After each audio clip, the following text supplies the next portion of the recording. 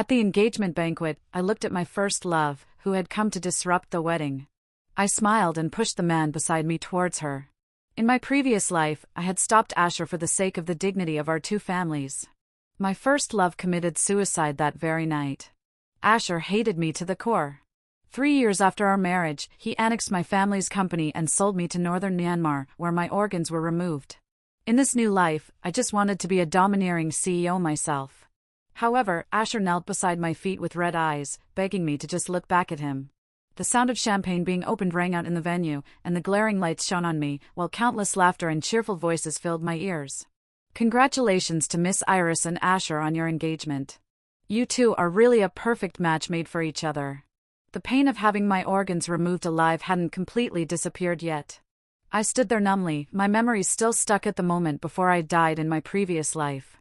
I was the vicious daughter of a wealthy family, a supporting character in a domineering CEO novel, and also the only daughter, Iris, of the wealthy Iris family in the imperial capital. On that day in my previous life, Asher's first love came to disrupt the wedding.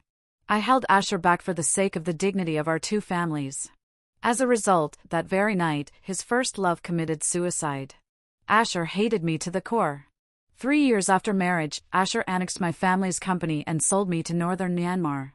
I suffered all kinds of torture and finally died from having my organs removed alive. After my death, the humiliating live video was still being sold at a high price on the dark web, becoming an indelible stain on me. I had never thought that I would be reborn one day. While I was still lost in thought, Asher had already smiled and put the engagement ring on my finger. The shouts of people cheering from the audience came one after another. I turned my head to look at Asher's affectionate gaze but only felt extremely disgusted in my heart. Looking at my parents, who looked gratified not far away, I forcibly held back the urge to slap Asher hard. All the people present at the banquet today were from the upper class of the entire imperial capital, and many of them had intricate relationships with our Iris family. If I made a scene on such an occasion, it would only be the Iris family that would lose face. The guests who didn't know the whole story would all side with Asher, and he would take all the advantages. After all, Asher was always good at sizing up the situation. I was waiting for an opportunity that was bound to come soon. Among the overwhelming shouts of kiss, a girl in a white dress with long hair reaching her waist and charming eyes cried and pushed through the crowd. Her voice clearly pierced through the noisy shouts in the venue and directly reached the ears of Asher and me. Asher saw Poppy standing in the crowd, looking at him with teary eyes. At a glance, his body froze, and the smile on his face also froze. In my previous life, I had stopped Asher from leaving. The elders of both families are here for your future. You can't let the old master down, I had said. Then I quietly had someone take Poppy away so that she wouldn't disrupt this marriage alliance. But in this life, I held the champagne glass steadily, smiled faintly, and remained unmoved. Sure enough, without my obstruction, Poppy walked towards Asher step by step with tears in her eyes. Asher frowned and subconsciously looked at me with a strange look in his eyes. He seemed to be expecting me to do something, but when he found that I didn't intend to do anything, he suddenly became a bit anxious. Iris, aren't you angry? Asher asked. It turned out that Asher had always known that Poppy's actions would harm him, so he had always coldly watched me stand out to be the scapegoat and then hypocritically accused me. In this way, he could not only not hinder his relationship with his first love but also conveniently manipulate me. But now that I didn't take the bait, what could he do? I smiled gently and asked Asher, strangely, didn't you tell me that you and Poppy were just friends? Why should I be angry? I stared into his eyes and confirmed again, or have you been lying to me all along? Being looked at by me like this, Asher was flustered for a moment. I was the eldest daughter of the Iris family, while he was just an illegitimate child. At this moment, he was still counting on the help from the Iris family. How dare he offend me? Poppy and I are just friends. Don't misunderstand. The person I love the most is Asher, he said. Before Asher could finish his words, Poppy's thin and frail figure threw herself into his arms. Are you really going to abandon me? Why did you hide it from me and get engaged to another woman? Speaking of this, Poppy turned her head and glared at me vigilantly and hatefully. It must be this woman who forced you, right? Poppy was so close to Asher that her voice clearly spread to all corners of the venue through the earphone on Asher's body. The atmosphere suddenly froze, and all the guests looked at the stage with surprise or shocked glances, then whispers came. What's going on with Asher? He can't even control his lover and let her make a scene in such a place. How despicable! An illegitimate child is an illegitimate child, with no manners. The eldest daughter of the Iris family doesn't know what kind of spell she's under to take a liking to such a good-for-nothing. Not only my parents but the faces of several elders of the Silas family also instantly became extremely ugly. I couldn't help but click my tongue softly in my heart. I have to say that Poppy was really a stupid fool who didn't know the situation. Did she know what the consequences of her actions would be? The displeased voice of Grandpa Silas came. Asher, who is this woman? All the pressure was on Asher. He immediately pushed Poppy, who was hugging him, away forcefully. I don't know her. Almost at the same time, Poppy staggered back 2 steps, sprained her ankle because of her well-fitting high heels, and directly fell off the stage. The stage was more than 1 meter high. Poppy landed in a bad position and hit her head, bleeding profusely. She lay miserably on the ground, pressed one hand on her stomach, and pitifully and helplessly stretched out her hand towards Asher on the stage. Asher, how can you say you don't know me? My stomach hurts so much. The baby, my baby. Asher was already feeling guilty for this accident, and when he suddenly heard Poppy say that she was pregnant with his child, he was even more excited. He jumped off the stage, picked her up horizontally, and said, Poppy, don't be afraid. Our baby will be fine. Believe me, I definitely won't. The next moment, he just left, leaving a room full of guests behind. This engagement banquet ended absurdly. The faces of the Silas family and the Iris family were completely lost. Not to mention the Iris family, even the Silas family themselves wouldn't let Asher off easily. My father grabbed me and angrily threw a sentence at Grandpa Silas. Old master, if it weren't for the arranged marriage between our 2 families made by my father and your Silas family back then, our Iris family wouldn't be willing to marry our precious daughter to just an illegitimate child. Since Asher is so ungrateful, let's just forget about this marriage. As for the face that the Iris family lost here today, I'll get it back sooner or later. After saying that, he took my mother and me and left angrily. When we got home, my mother sat on the sofa in the living room crying, and my father's face was gloomy. I comforted my mother, poured a cup of tea for my father, and then sat beside him. My father took the tea and touched my head affectionately. Iris, don't worry. Dad will definitely find someone better than Asher for you. Then it will be good for you to inherit the family company so that you can live a carefree life in the second half of your life, and then Dad and Mom will be relieved. I know that my father really loves me, otherwise, he wouldn't have risked his life to protect me in my previous life. However, like all feudal patriarchs, he thought that a woman could only be happy if she married a good man, but he was wrong. If a person wants to live a better life, they should first rely on themselves because in this world, only I won't betray myself. I held my father's hand that was on my head, looked into his eyes, and said very solemnly, word by word, Dad, I want to go to the company to learn in the future. I want to inherit the company myself. My father was surprised. He and my mother looked at each other and then began to hesitate. But you're a girl, he said. I continued, but seeing you working so hard, I really can't bear it. I'm almost graduating anyway. Why don't you let me come to the company to help you share the burden, okay? I know that my father may not be able to accept my idea for now, but I'll take it slow and let my father see my value. The next day, I went to work as the deputy general manager in a branch company under the Iris family group. Why my father arranged for an old subordinate, Uncle Yu, whom he trusted, to take me, I don't know. Uncle Yu taught me wholeheartedly, and I also spent almost all my time on work and didn't have the heart to care about other things at all.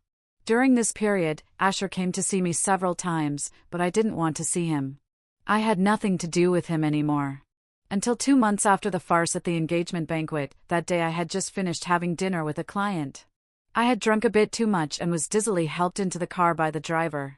At the moment when the car door was about to close, a hand blocked the door. The hand had distinct joints, long and slender finger bones, very beautiful but also very domineering. I lazily leaned on the sofa, and my blur and tipsy gaze followed that hand upward. I saw an unexpected man. The man was wearing a custom-tailored high-end suit. His hand with distinct joints was pressed on the roof of the car. The chain of his gold-rimmed glasses hung down as he slightly bent over and had a proper smile on his face. Iris, long time no see, the familiar deep laughter rang in my ears, and I shuddered all over. It was Silas, the eldest son of the Silas family. This was the man I had been afraid of since I was a child. He was always gentle and proper in his speech to me, but he always looked at me with a very deep and dark look in his eyes, like a wolf that had spotted its prey and was ready to pounce at any time, restrained yet ruthless. When I was at school, he controlled my actions as if he were claiming ownership, not allowing me to play with others, whether they were boys or girls. He always hugged me, kissed my earlobe, and whispered devilishly in my ear, "Iris, you will marry me in the future. You just need to look at me." Then Asher appeared. He was sunny and clean and also a bit cautious. He respected me and also needed me. Without hesitation, I chose Asher among several betrothed candidates. On that day, Silas disappeared. It was said that he seemed to have done something wrong and was sent by Grandpa Silas to the military camp for training. When we met again several years later, the suffocating and cramped feeling when facing Silas back then was still so clear. I sobered up halfway instantly and subconsciously shrank back. "Why are you back?" However, unexpectedly, Silas took it for granted and got into the car. "Do you two brothers stop bothering me when you have nothing better to do?" Silas turned his head. The flickering street light outside the car window shone on his extremely handsome face. His smiling phoenix eyes were hidden behind his glasses, making it impossible to see his real emotions. "Don't take out your anger on me because of the grievances you suffered from others," he said. I glared at him and, without a word, took out my mobile phone and was about to dial 911. A second before the police call was connected, Silas grabbed my wrist and snatched my mobile phone away. I looked up and subconsciously tried to snatch it back. "Give it back to me." Silas explained somewhat helplessly, "Your father asked me to pick you up. Don't worry, even if I wanted to kidnap you, I wouldn't do it in front of your family's driver." I followed Silas to the Sparrow Tower. As soon as I pushed the door open, I saw Asher kneeling there, shirtless. His back was covered with crisscrossing wounds, with the flesh turned outwards and blood dripping. Poppy's pregnancy was already showing. She was wearing maternity clothes and pitifully kneeling beside Asher, crying like a pure white water lily beaten by the rain and wind. "Grandpa, it's all my fault. If you want to hit someone, hit me, not Asher anymore. He didn't have good health when he was in the orphanage. He can't bear it," Poppy pleaded. Asher held Poppy's hand affectionately and stubbornly said to Grandpa Silas, "Grandpa, even if you beat me to death, I will never marry Iris. The person I love is Poppy, and she's pregnant with my child." He was so resolute in front of Grandpa Silas, but then why did he insist on seeing me? I was a bit dissatisfied and was just about to step forward when Silas suddenly pulled me back. "Just stand here and watch," he said. I pursed my lips in dissatisfaction. This guy was as domineering and overbearing as always. Grandpa Silas watched the pair of ill-fated lovers being affectionate with each other for a while with a cold eye. Then he finally said to Asher with a solemn face, "Asher, you can be with Poppy." Excitement shone in the eyes of both Asher and Poppy at the same time. However, Grandpa Silas's next words sent them back to hell again. "But the Silas family will never allow a woman of such status to enter the family. If you want to marry her, you must give up everything and leave the Silas family." Asher was stunned. He seemed a bit at a loss. His eyes wandered around in the air and suddenly landed on me. He stared at me fixedly with hope in his eyes, as if he expected me to stand up and say something. But I didn't. I just stood there. Moreover, even if Asher finally gave up everything for wealth and prosperity, I would never marry him. Fortunately, in the end, Asher left with Poppy. I knew this person. He probably still hoped that after Poppy gave birth to the child, when the situation became irreversible, the Silas family would have no way to separate them even if they wanted to. But Asher really didn't understand Grandpa Silas too well. I thought that Silas brought me here just to let me see the scene of Asher abandoning me. After all, he had done such things quite a lot since we were young. He was always willing to let me see the ugliness of human nature and then tell me gently with a smile, "Iris, everyone in this world will abandon you, only I won't." I didn't think he was a good person. I just thought he was scary. It wasn't until Grandpa Silas gently proposed to renew the marriage contract that I realized that Silas's intention was actually the latter. Grandpa Silas looked at me, who was silent, and smiled gently. "I mentioned this privately to your father, but your father said he would ask for your opinion." He sighed. "Actually, the arranged marriage your grandfather, father, and I discussed back then only mentioned the grandson of the Silas family without specifying which one. In the beginning, everyone thought you and Cheyenne would be a couple." I understood what Grandpa Silas meant deep down. He still hoped that our two families could form an alliance through marriage. Such an alliance could best stabilize the relationship between the two families. I'm the only daughter of the Iris family. All the property of the Iris family will be in my hands in the future anyway. The man who marries me will definitely not suffer losses. Rather than let other families benefit from such a good thing, it's better to give it to the Silas family. I smiled but refused. Grandpa Silas, I just encountered such a thing, and I don't want to talk about marriage for now. After saying this, I subconsciously glanced at Silas, who was standing there out of the corner of my eye. Silas still had a smile on his face. He didn't seem angry because of my refusal. Instead, he looked at me with great interest.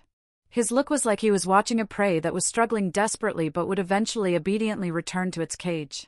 Sure enough, Grandpa Silas persuaded me with a smile. I'm not forcing you to get married right now. Just get engaged first. You can slowly get over your emotional hurt. Cheyenne is willing to wait for you. Besides, you and Cheyenne grew up together. Grandpa Silas isn't randomly matchmaking for you.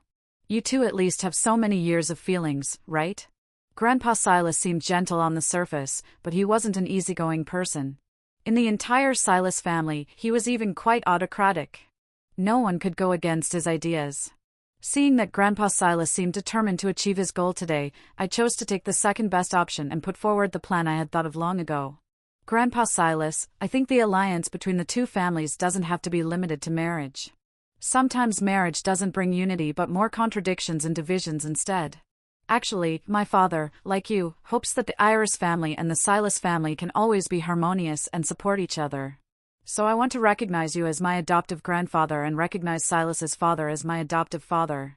Are you willing to accept me as your adoptive granddaughter? As soon as I said this, the smile on Silas's face disappeared. Both of us knew that Grandpa Silas would definitely agree to my proposal. Adoptive kinship is also a kind of kinship, and most of the time, family affection is stronger than marriage. So it was settled. On the way back, Silas was still the one who sent me home, but this time he had a gloomy face all the way. He was shrouded in deep black shadows and gave off a cold and gloomy air. However, I was no longer afraid of him. When I got out of the car, I even turned around with a smile and waved at him. Thank you for sending me home, brother. Perhaps this address irritated Silas. He suddenly grabbed my wrist, stared at me with red eyes, and asked me through gritted teeth, word by word, Iris, do you really hate me that much? I subconsciously felt that this guy was going crazy. I took a deep breath, forcefully broke free from Silas's grip on my hand, and calmly looked at him. Silas, I don't hate you. I never have. I've always remembered your kindness to me. A glimmer of hope flashed in his eyes. Then I told him immediately, but I don't like your attitude towards me. I'm not your possession nor your toy. You have no right to control what I do or who I make friends with. I won't be with a man who doesn't respect me. For the first time, Silas showed such an anxious and flustered expression. He tried hard to explain, but I interrupted him. I know those people approach me because I'm the eldest daughter of the Ayers family, but even if those people might deceive and hurt me, that's still my business. Silas dared to say that he had no ill intentions towards me at all. Silas almost swore to me, I don't. I've never thought of hurting you. I told him with a cold smile, no, Silas, you have. You tried to raise me like a flower in a greenhouse, unable to withstand any setbacks or experience any storms. Then I would never be able to leave your protection, and you could firmly control me. That's your biggest ill intention. Silas seemed to be greatly stimulated and froze on the spot. I didn't pay any more attention to him and turned around to enter my home. Sure enough, my father was waiting for me at home.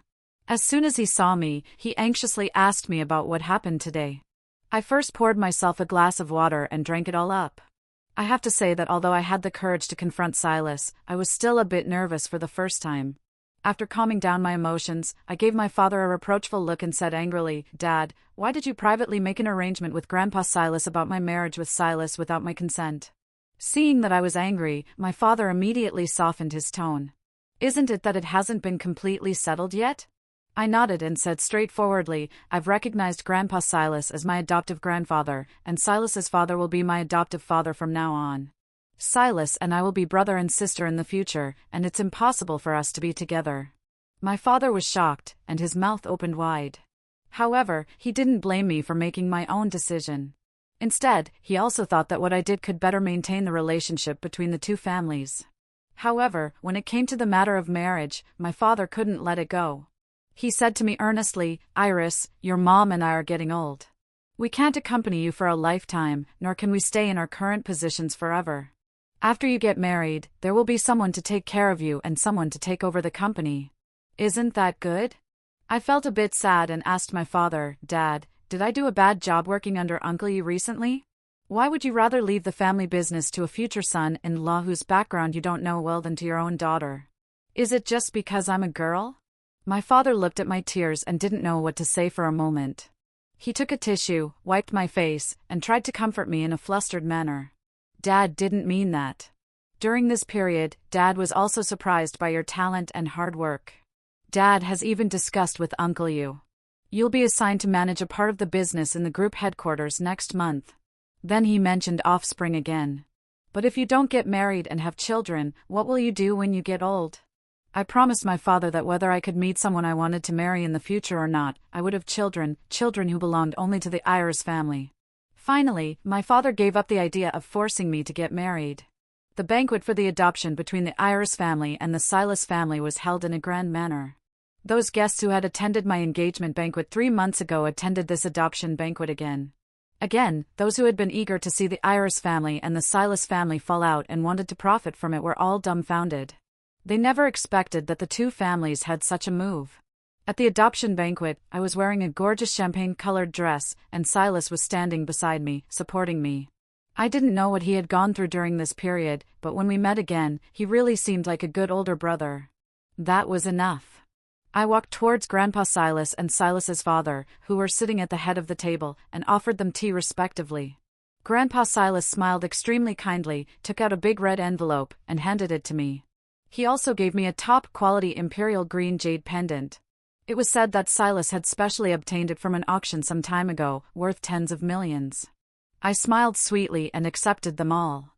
Thank you, Grandpa. When offering tea to Silas's father, although he accepted it, he still glanced at Silas beside him, sighed, and murmured in a low voice, I still hope you can become our daughter-in-law. I pretended not to understand what Silas's father was regretting and took the big red envelope he handed over. Adoptive father will definitely have a daughter-in-law in the future. By then, your daughter and daughter-in-law will be filial to you together. Hearing this, Silas's father also smiled and felt relieved. What I didn't expect was that Silas had also prepared a gift for me. It was a crown with crosses and irises arranged alternately and laid with more than 200 gems. The main diamond on the top was a South American pink diamond, weighing more than 240 carats, with a total value of over 40 million. Silas said he had already sent someone to order this crown long ago. The pink diamond from South America on it was settled by him in person when he went to a diamond auction in South America. He smiled bitterly. At that time, I really thought you would marry me. I was even imagining how dazzling you would be when you wore the wedding dress and put on this crown. Now, just take it as my apology. I accepted it. Just as I said, I don't dislike Silas. No matter what he did to me, as long as his starting point was love, I could forgive him. He hugged me tightly and said in my ear, Iris, whether you become my wife or my sister in the end, I will protect you all my life.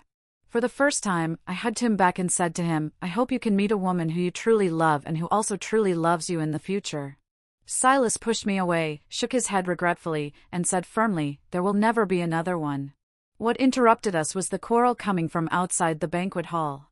Silas and I walked over and saw that the staff was stopping Asher from coming in. It had been just over a month since we last saw each other, but Asher looked much haggard and wretched. Since he broke away from the Silas family, Grandpa Silas simply announced publicly that after a DNA test, Asher was not a descendant of the Silas family at all. From then on, he had nothing to do with the Silas family anymore. That was really a harsh move, cutting off all of Asher's retreats directly. Since he wasn't a grandson of the Silas family anymore, those who had wanted to use him to climb up to the Silas family naturally wouldn't help him anymore. Once his bad friends around him left, Asher was left alone. He was penniless, and he and Poppy had to struggle to make ends meet by themselves. Without the halo of a young master from a noble family in the past, he was just an ordinary person struggling for a living. Perhaps he wasn't even as good as an ordinary person. If a person had never seen the luxury and extravagance of the upper class, he might not have too many illusions. But the class gap after a sudden fall was something that a person with extreme strong self-esteem like Asher couldn't bear. What's more, now that Poppy was pregnant and couldn't work at all, he didn't even have the money to pay for Poppy's childbirth. Asher had the idea of going back to the Silas family and hoping that Grandpa Silas would soften his heart. He couldn't enter the main house of the Silas family. Finally, he heard that the Silas family was holding a banquet here today, so he wanted to take a chance. Obviously, Asher didn't expect to meet me here. He looked at the gorgeous champagne-colored dress on me, the crown on my head, and then at Silas standing beside me. Not knowing what came to his mind, he roared at me with bloodshot eyes, "Iris, you and Silas are engaged, right? It's only been a little over 3 months since I broke up with you, and you're so eager to be with another man. You're a B." Silas beside me clenched his fists with a cracking sound, but I didn't give him a chance. I strode forward and slapped Asher hard twice. "What right do you have to question me? Do I have anything to do with you? If you bark at me again, I'll have someone break your legs." I used a lot of force, and my palms were burning with pain. Asher's face immediately swelled up high, and the marks of my 5 fingers were clearly visible. I had wanted to slap him like this for a long time. Asher still wanted to make a scene, but Silas ordered his men to throw him out. "You're no longer a descendant of the Silas family, Asher. Once some things are decided, there's no room for regret." After the dinner party, Silas sent me back out. On the way, when passing by a dark alley, the car suddenly stopped. The headlights of the car were turned on in the alley. Asher was being held by 2 bodyguards. His face and body were covered with injuries. He knelt there and cowardly cried out 3 times in the direction of the car. I said to Silas beside me, "You don't have to do this. I've already taught him a lesson myself." But Silas shook his head. "That was yours. Mine is still left. No one in this world can hurt you, including myself." I couldn't control what this man wanted to do, so I just sighed helplessly.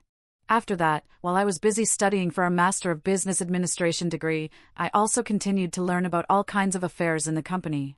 I felt like a spinning top that couldn't stop. Silas would always come to find me. Sometimes he would invite me to dinner, sometimes he would give me some small gifts, and tell me to have a good rest and not ruin my health because of work. Since we became brother and sister, our relationship has actually become much better than before. Do I have to say that he's really a good brother? During this period, Asher also came to find me several times, but he was stopped by the security guards outside the company. Once he rushed in front of my car and stopped me. I was so scared that I almost stepped on the accelerator and ran him over. Unfortunately, I didn't. Asher just had one of his ribs broken by my car. He fell to the ground, rolling and screaming in pain. I sat in the car and thought for a while. Could this guy be so desperate that he came to extort me by pretending to be injured? But after hesitating for a long time, I still opened the door and got out of the car. Then I drove him to the hospital. It wasn't because I was kind-hearted, nor was it because I still remembered the feelings between him and me over the years. It was simply because during this period, our company was bidding for a large government project, and I also wanted to join the Chinese People's Political Consultative Conference. At this time, if something like running over someone and fleeing the scene happened, it would cause great obstacles to the company and my own plans for the second half of the year. At the same time, my entry into the board of directors would probably be postponed. It really wasn't worth it for such a guy. Besides sending Asher to the hospital, I also asked my assistant to get the surveillance video of the underground parking lot at that time to confirm that Asher ran into my car by himself and asked her to go to the traffic police brigade to file a record. I really didn't want to have any more complicated and unclear relationships with Asher. In the hospital, Asher was lying on the hospital bed, clutching my hand tightly and crying bitterly to me, "I know I'm wrong. I regret it. I shouldn't have treated you like that in the first place. It's all Poppy's fault. That woman is a liar." Asher couldn't help gnashing his teeth when he mentioned Poppy. Poppy isn't pregnant with my child at all. That woman just had her eye on my money. She ruined me like this and then immediately ran away with a rich man.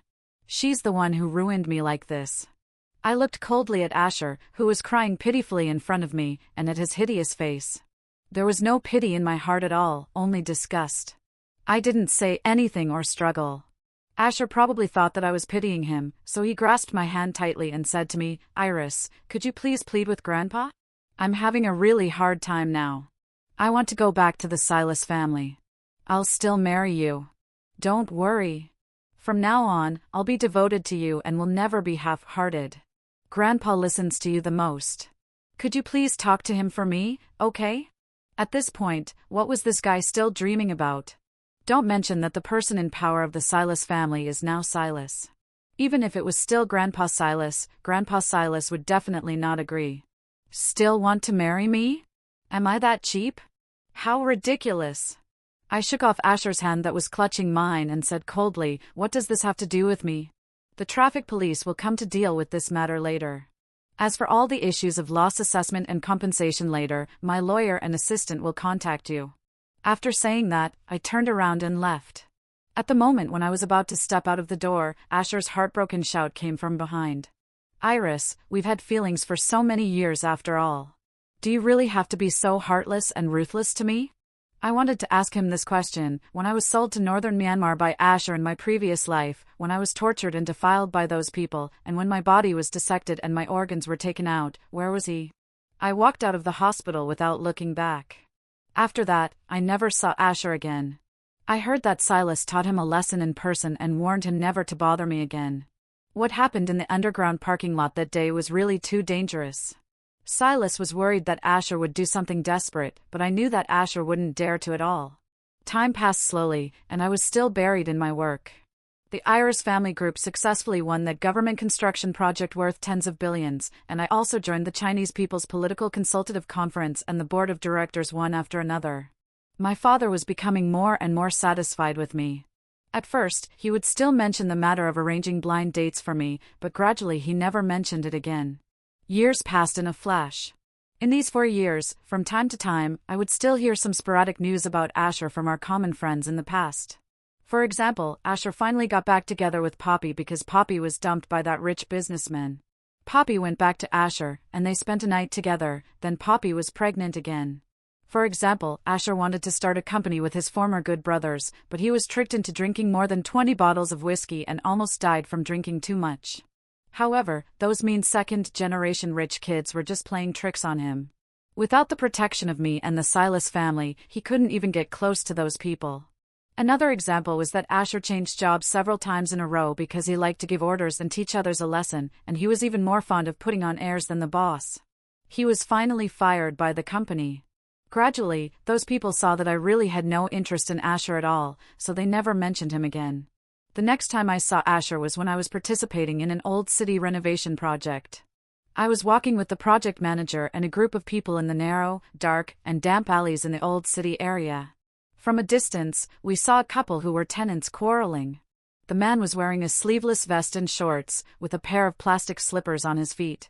He was unshaven and had a big belly, looking exactly like a middle-aged man in his 40s or 50s. The woman beside him was overweight, with an aged face, sparse and greasy hair. She was holding a baby several months old in her arms and had a high bulge in her belly. The woman was crying while hitting the man's back with the sole of her slipper. Poppy, was considered a school beauty back then. So many rich men chased me. How could I have fallen for such a useless guy like you? You don't make money, and you like drinking and playing cards. What sin have I committed? It's all your fault. You've ruined my whole life. You bastard. Sleep outside the door tonight. I feel annoyed just looking at you. How much money do you give me every month? Why is my life so miserable? The man didn't say anything. He just hunched his back, bent over slightly, and subconsciously took a defensive stance. I watched for a long time before I suddenly realized that the overweight man was actually Asher, who used to be sunny and full of ambition. Asher seemed to sense my gaze. He suddenly raised his head. The moment he saw me, he froze, and his eyes were extremely complicated. In these short 10 seconds or so, I didn't know what he was thinking. I just walked past him like a stranger. At this moment, Asher suddenly grabbed Poppy's hand, raised his hand, and slapped her hard several times, cursing loudly. I couldn't hear clearly what he was cursing. My ears were filled with the sounds of the woman and the man fighting and the baby crying. It was really noisy. I frowned and quickly left this troublesome place. Half a year later, the old city renovation project in my hands was completed. There was an overseas study opportunity in Country A. Coincidentally, the Iris family also wanted to explore the overseas market, and the first target location was Country A. I took a group of people and got on the plane flying to Country A. Sitting in my seat, I was just about to put on my mask and take a nap when a tall shadow fell, and a familiar voice came to my ear. "Can I sit here?" I looked up, facing the sunlight shining in through the window, and met Silas's smiling face.